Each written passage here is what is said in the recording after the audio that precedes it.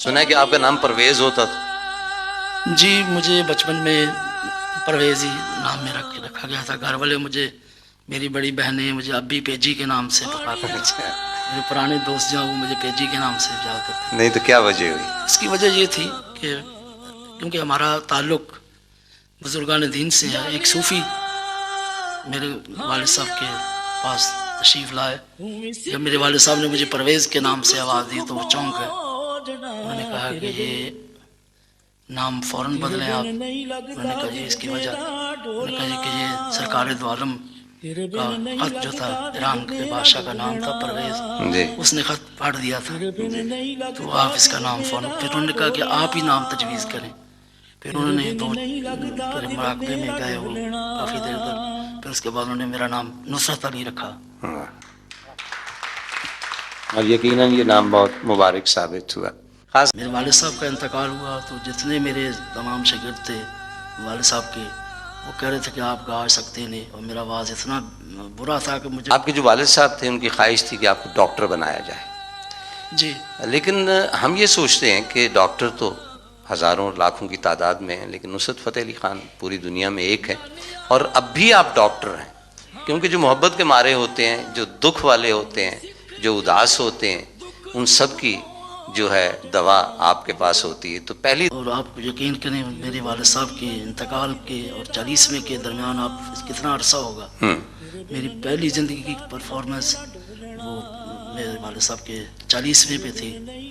اور جب میں نے گایا وہاں تو سبھی جتنے بھی ہمارے بیٹھنے اٹھنے والے لوگ تھے، گانے بجانے والے لوگ تھے، سب نے بہت تعریف کی کہ بہت اچھا ہے. یہ آپ کی پہلی پرفارمنس تھی. جی ہاں.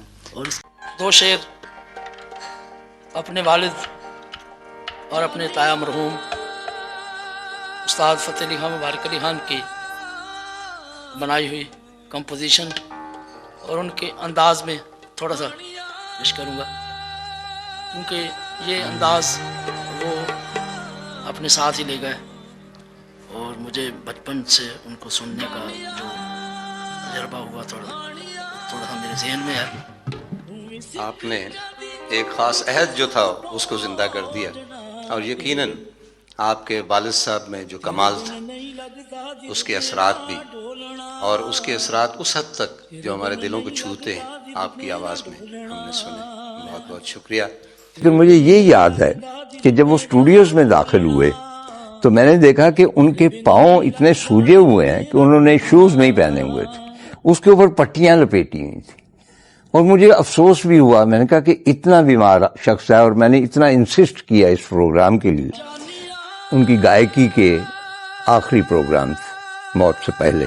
میں نے کہا کہ آپ نے لندن چلے جانا ہے علاج کے لیے، کیونکہ وہ شوگر کے مریض تھے اور ان دنوں ڈائلسس پہ تھے. آپ جانتے ہیں کہ ڈائلسس کا مریض جو ہے ایک آدھ دن فٹ رہتا ہے اور اس کے بعد اس کی حالت جو ہوتی ہے غیر ہونی شروع ہو جاتی.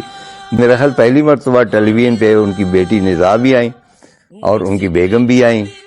بیگم صاحبہ، یہ جو باہر دوسرے روز انگلینڈ اور امریکہ وغیرہ چلے جاتے ہیں تو یہ آپ کو اس کے اوپر کوئی اعتراض نہیں ہوتا ہے، کافی ہوتا ہے، لیکن اس کا اثر نہیں ہوتا. ان کے اوپر اثر نہیں ہوتا؟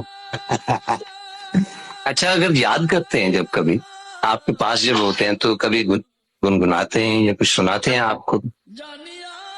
سناتے ہیں مجھے، کیا سناتے؟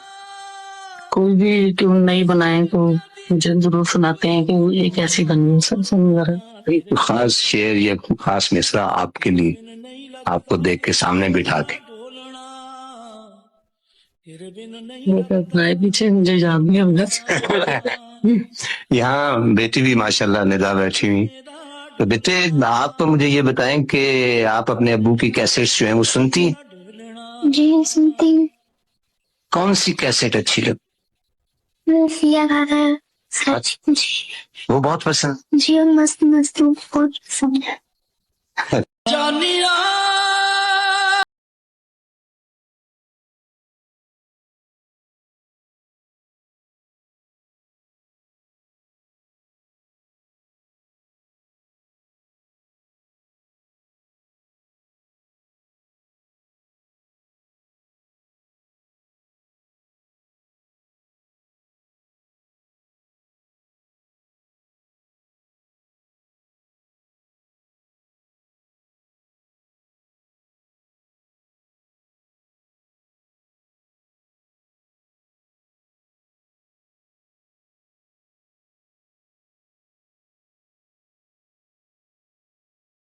मेरा ढोलना तेरे बिन नहीं लगदा दिल मेरा ढोलना